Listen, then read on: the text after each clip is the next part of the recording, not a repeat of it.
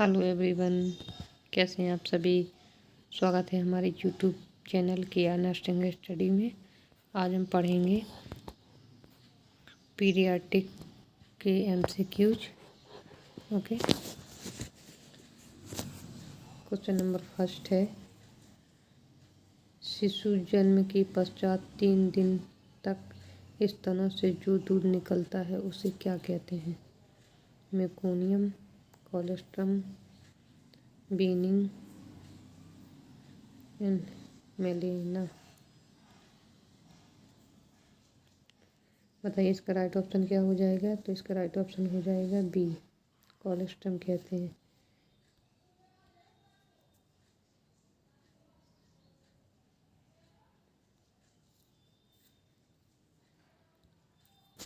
Question number 2 है, शिशु में कौन से तरीके से तापमान लेने को सबसे उपयुक्त माना जाता है। मौखिक, एक्जेलरी, रेक्टम, योनि। इसका राइट ऑप्शन हो जाएगा एक्जेलरी। ये सबसे बेस्ट तरीका होता है। ओके,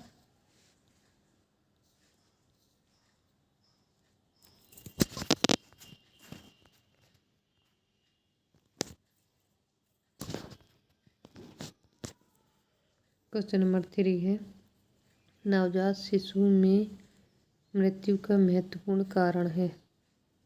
हाइपोथर्मिया, पीलिया, जॉन्डिस, सेप्टिसीमिया या डायरिया, दस्त। इसका राइट ऑप्शन हो जाएगा हाइपोथर्मिया। ये सबसे कॉमन कारण होता है नवजात मृत्यु का। सबसे ज़्यादा यही देखने को मिलता है। ओके, हम झड़ने जा रहे हैं थोड़ा सा। क्वेश्चन नंबर 4 है, ब्रेडिकार्डिया के साथ या उसके बिना 20 सेकंड के लिए श्वसन रोकने को क्या कहा जाता है। Okay, tachypnoea, bradypnoea, apnoea, anorthopnoea. इसका राइट ऑप्शन हो जाएगा, क्या हो जाएगा बताइए इसका राइट ऑप्शन। इसका राइट ऑप्शन हो जाएगा एपनिया। ये मैं थोड़ा सा आपको बता देती हूँ। ऐसे जैसे ये आपकी श्वसन अंदर जा रही है, ऐसे ऐसे फिर ये बंद हो जा रही है, फिर ऐसे ऐसे जा रही है, फिर बंद हो जा रही है। तो ये जो आपकी है बीच में, ये जो रुक रही है, इसे ही एपनिया कहते हैं। ओके, ट्रकीपेनिया किसे कहते हैं। तो श्वसन दर का अगर 24 से ज़्यादा हो जाता है तो इसे ट्रकीपेनिया कहते हैं। एंड ब्रेडिपेनिया अगर 12 बीट पर मिनट से कम हो जाता है तो इसे ब्रेडिपेनिया कहते हैं। ये जो मैंने बताया आपको एडल्ट में बताया है। और बच्चों में अगर 60 से ज़्यादा और 60 बीट पर मिनट से ज़्यादा हो जाता है तो ये आपका ट्रकीपेनिया कहते हैं। ओके, चलिए नेक्स्ट क्वेश्चन की ओर। ऑर्थोपनिया तो पता ही है, सांस लेने में तकलीफ, बैठी हुई स्थिति में आराम मिलना, लेटी हुई स्थिति में तकलीफ होना, उसे ऑर्थोपनिया पे कहते हैं।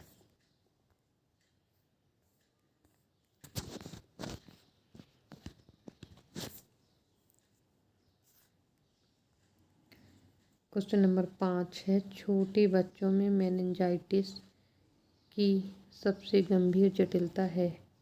मृगियाना या एपिलेप्सी, ब्लाइंडनेस या अंधापन, सर्कुलेटरी कोलैप्स एंड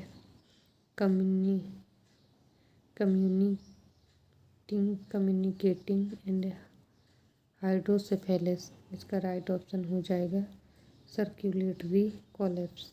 ये ज़्यादा बच्चों में देखने को मिलता है। ओके, सी राइट है, सर्कुलेटरी कोलैप्स देखने को मिलता है।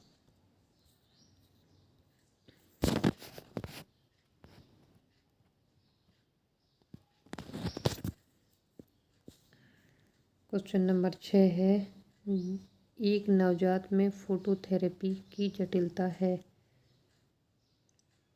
ए को छोड़कर हाइपोथर्मिया, रेटिना क्षति and retina damage and bronze baby syndrome. Hypothermia इसका राइट ऑप्शन हो जाएगा।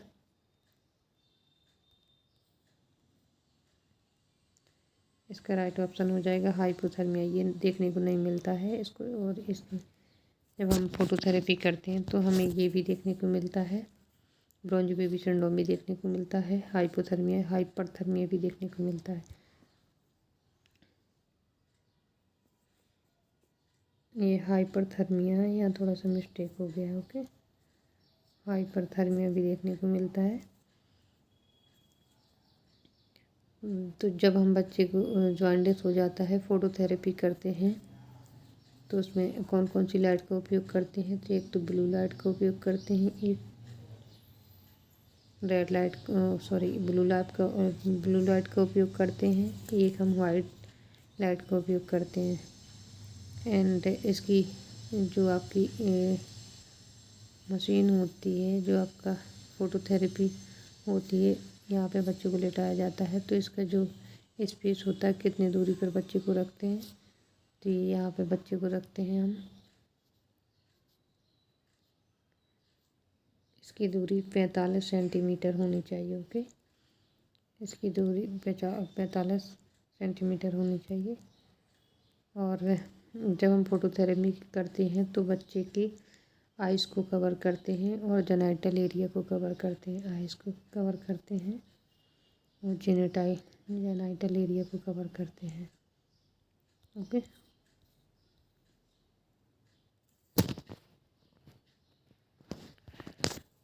क्वेश्चन नंबर 7 है, एमनियोटिक द्रव्य lecithin, sphingomyelin and LS ratio का आकलन किसके लिए किया जाता है? Heart maturity, brain maturity, liver maturity and lungs maturity. तो ये किसके लिए किया जाता है? ये लंग्स मैच्योरिटी के लिए किया जाता है। ये क्वेश्चन बहुत सी परीक्षाओं में पूछा गया है, इस पे स्टार लगा लीजिए, बहुत महत्वपूर्ण क्वेश्चन है, इसको अच्छे से याद कर लीजिए। Okay, question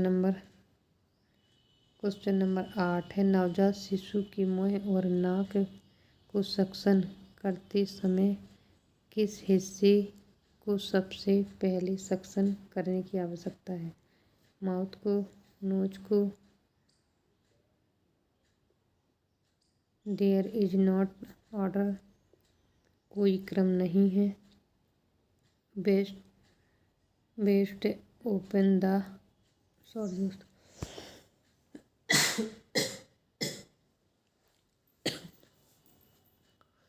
open the amount of secretion present. स्राव की मात्रा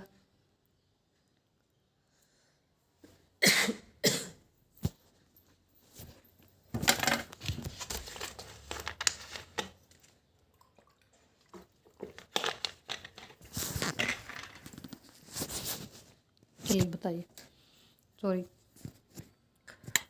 स्राव की मात्रा के आधार पर, तो इसका राइट ऑप्शन हो जाएगा माउथ।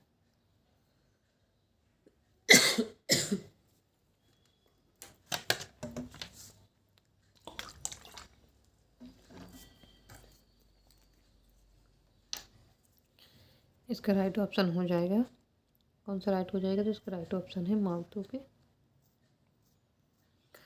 माउथ राइट हो जाएगा।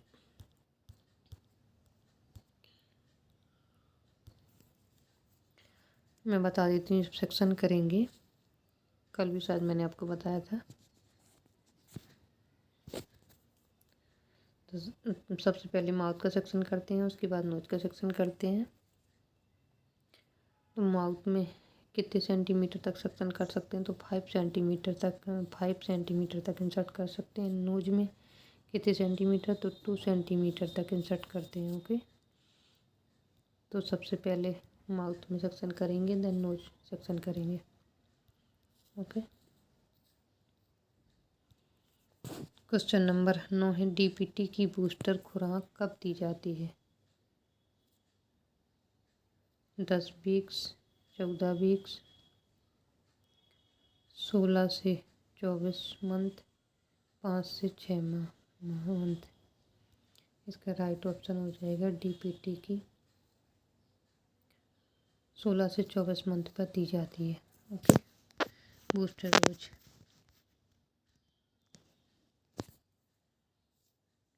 क्वेश्चन नंबर 10 है NICU में नवजात हाइपोथर्मिया को रोकने की एक मानक थर्मल देखभाल प्रदान करने के लिए उपचार उपयोग किया जाता है। फोटोथेरेपी, इंक्यूबेटर रेडिएंट वार्मर का उपयोग करते हैं।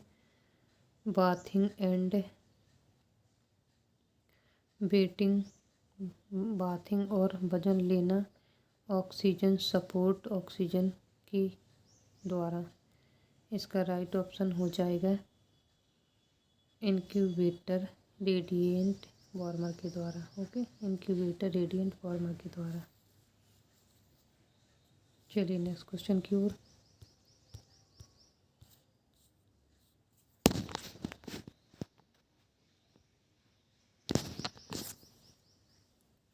ये क्वेश्चन भी बहुत महत्वपूर्ण है, कई एग्जाम्स में पूछा गया है। स्टार लगा लीजिए इस पे। ये क्वेश्चन है, इसमें माँ के दूध में 100 मिलीलीटर से कितनी कैलोरी प्रदान करते हैं? 78 कैलोरी, 66 कैलोरी, 45 कैलोरी, ये कह लिखे 100 कैलोरी। इसका राइट ऑप्शन हो जाएगा 66 कैलोरी।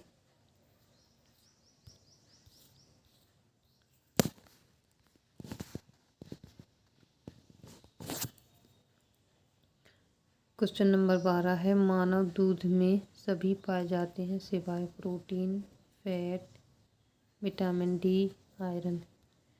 सिवाय पूछा है, एक्सेप्ट के बारे में, तो थोड़ा सा ध्यान देके क्वेश्चन को पढ़ना है। इसका राइट ऑप्शन हो जाएगा आयरन। माँ के दूध में ये भी पाया जाता है, ये भी पाया जाता है, थोड़ी मात्रा में ये भी पाया जाता है। वैसे विटामिन डी भी नहीं पाया जाता है, लेकिन आयरन बिल्कुल नहीं पाया जाता, इसलिए राइट ऑप्शन आयरन हो जाएगा। ओके, क्वेश्चन नंबर 13 है माँ के दूध में पाया जाने वाला प्रोटीन है albumin, globulin, lactalbumin and lactoglobulin. None of these, इनमें से कोई नहीं। इसका राइट ऑप्शन हो जाएगा सी ऑप्शन राइट हो जाएगा इसका। ओके,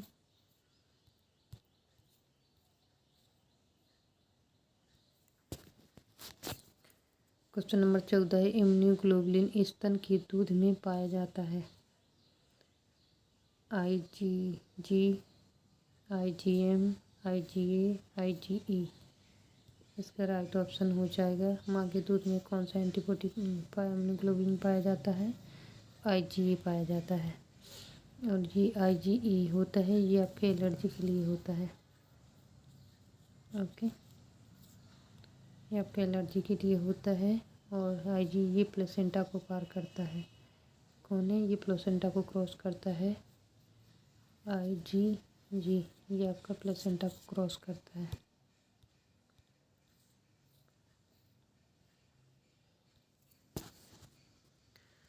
क्वेश्चन नंबर 16 है विशेष स्तनपान एक्सक्लूसिव ब्रेस्ट फीडिंग है।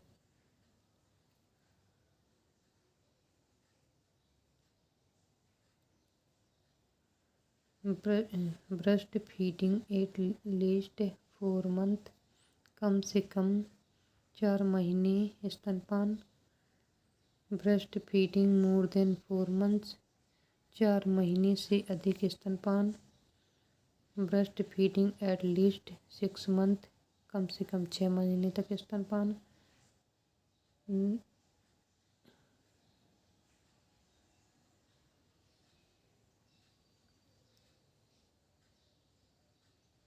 ये नथिंग लिखा हुआ है। Nothing giving except breast feeding less than 2 month. 2 महीने से कम स्तनपान के अलावा कुछ नहीं दिया जाना है।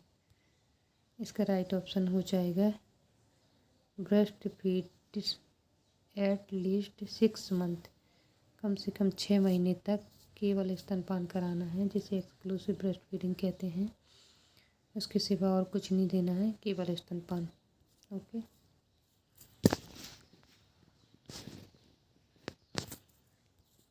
क्वेश्चन नंबर 17 है, सभी स्तनपान की पर्याप्तता का संकेत है सिवाय। इसमें भी पूछा है, थोड़ा क्वेश्चन पढ़ लिया, मैं बड़ा कर लेती हूँ इसको आंसर को।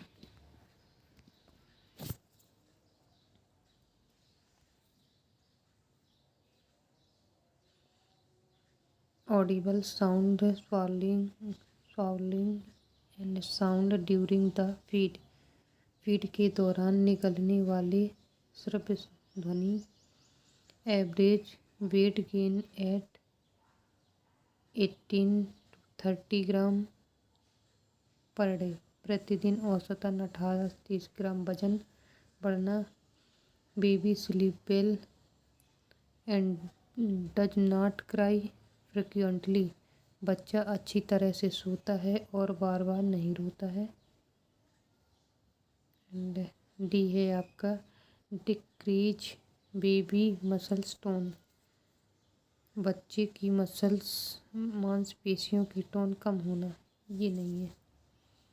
दूध पीने से बच्चे की मांसपेशियों की टोन कम नहीं होती है, इसलिए राइट ऑप्शन आपका डी हो जाएगा। कौन सा हो जाएगा? Right option D. D is right. Okay.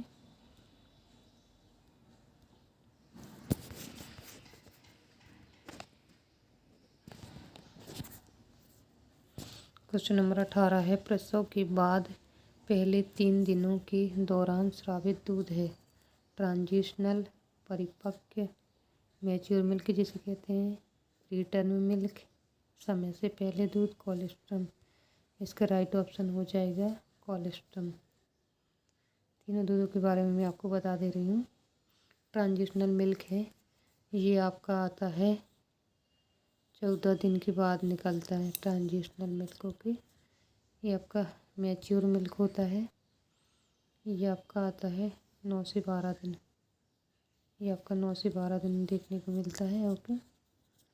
और ये जो आपका प्रीटर्म मिल्क होता है, जिसकी डिलीवरी प्रीटर्म डिलीवरी में ये देखने को मिलता है। कोलेस्ट्रम को तो आपको पता ही है, ये गाढ़ा पीला दूध होता है। इसमें इलेक्ट्रोलाइट्स पाए जाते हैं और इम्यूनोग्लोबुलिन भी पाए जाते हैं। इसमें प्रोटीन भी पाया जाता है, इसलिए इसका राइट ऑप्शन हो जाएगा डी। चलिए नेक्स्ट क्वेश्चन नंबर 19 है,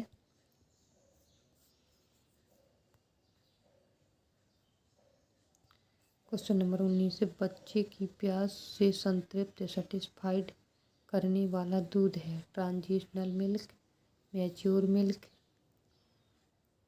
एंड प्रीटर्म मिल्क, समय से पहले दूध and four milk.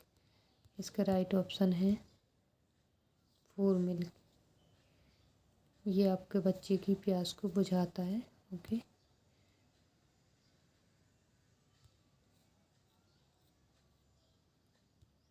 Question number 20 है, स्तनपान दिया जाता है एवरी 4 to 8 आवर में, सेल्फ डिमांड टू बेबी, बच्चे की स्वयं डिमांड पर, एवरी 2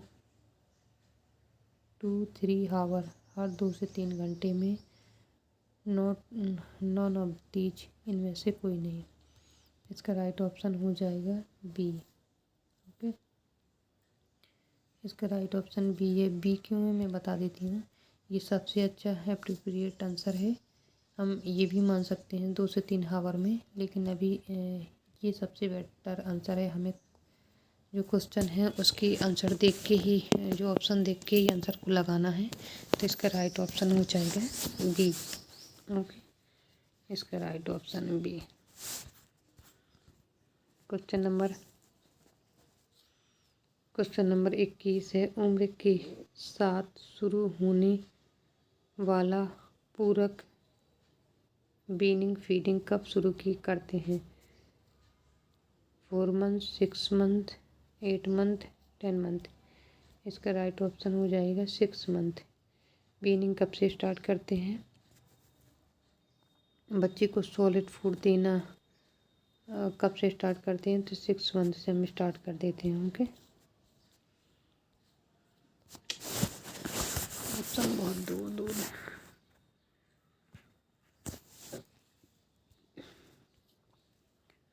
स्तनपान सभी में कॉन्ट्रा इंडिकेटेड है सिवाय फिनाइल कीटोन्यूरिया, रेडियोथेरेपी, कैंसर रोधी दवा या anti cancer therapy, diabetes mellitus या मधुमेह। इसका राइट ऑप्शन फिनाइल कीटोन्यूरिया में प्रतिबंधित होता है या कॉन्ट्रा इंडिकेटेड होता है, दूध नहीं पिला सकते हैं। और रेडियो थेरेपी में दूध नहीं पिला सकते हैं। एंटी कैंसर थेरेपी अगर किसी को चल रही है तो उसमें भी हम दूध नहीं पिला सकते हैं, इसलिए इसका राइट ऑप्शन हो जाएगा डी। मधुमेह में हम डायबिटीज़ में दूध पिला सकते हैं। ओके, इससे कोई प्रॉब्लम नहीं होती है।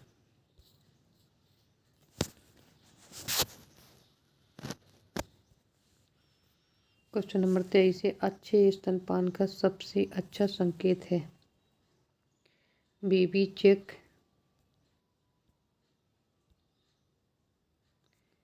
Baby cheek touch the breast, बच्चे की गाल स्तन को छुए, लिखना है यहाँ पे छुए। ओके, स्तन को छुए। And baby chin touch the breast and cheek on the nipple, शिशु की ठुड्डी स्तन और गाल को स्पर्श, निप्पल स्पर्श करे। एंड सी है आपका क्राइंग द बेबी, रोता हुआ बच्चा। इसमें है नॉट यूरिनेटेड साइंस 8 हावर और बेबी, बच्चे के 8 घंटे की पेशाब, बच्चे नहीं लिखना होगा, 8 घंटे से पेशाब नहीं करना। इसका राइट ऑप्शन हो जाएगा, इसका राइट ऑप्शन बी हो जाएगा। ओके, ये राइट है आपका। Baby chin touch breast and cheek on the nipple, शिशु की ठुड्डी स्तन और गाल को निप्पल स्पर्श करे, स्पर्श करे। जैसे मैं आपको बता देती हूँ, थोड़ा सा बनाने की कोशिश करती हूँ, बन जाएगा तो।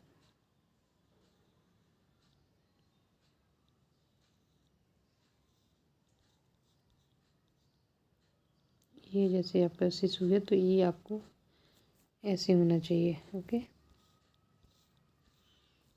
क्वेश्चन नंबर 24 है,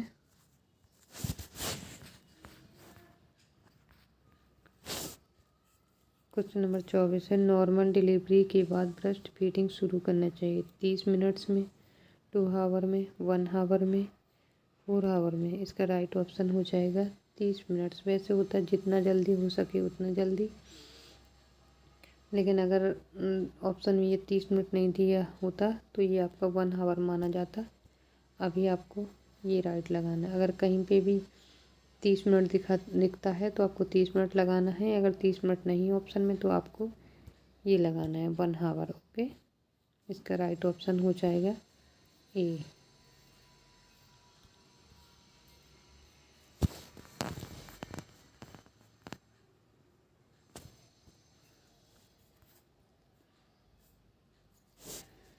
क्वेश्चन नंबर 25 है, एक स्तनपान कराने वाली माँ चाइल्ड केयर क्लिनिक आती है।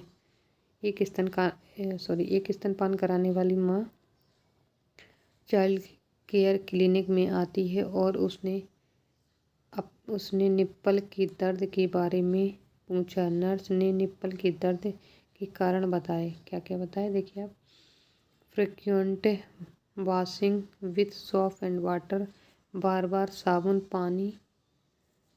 साबुन और पानी से धोना। निप्पल को अगर बार बार साबुन पानी से धो रहे हैं तो इससे भी निपल में दर्द हो सकता है, निपल क्रैक हो सकती है। एंड बी है आपका hind milk applied to the breast after feeding. दूध पिलाने के बाद स्तन पर लगाए जाने वाले हैंड मिल्क, अगर दूध पिलाने के बाद स्तन पर हैंड मिल्क लगाते हैं तो उससे भी लगा रहता है तो उससे भी प्रॉब्लम हो सकती है। एंड सी है आपका pull off breast while still sucking, चूसते समय स्तन खींचना। मान लो जैसे कोई बच्चा दूध पी रहा है, आपने जल्दी में खींच लिया है तो भी प्रॉब्लम हो सकती है। ऑल ऑफ दीज, ये सभी इसका राइट ऑप्शन हो जाएगा, ये सभी डी राइट। थैंक यू दोस्तों, क्लास पसंद आई हो तो लाइक करें, शेयर करें, सब्सक्राइब करें। Thank you.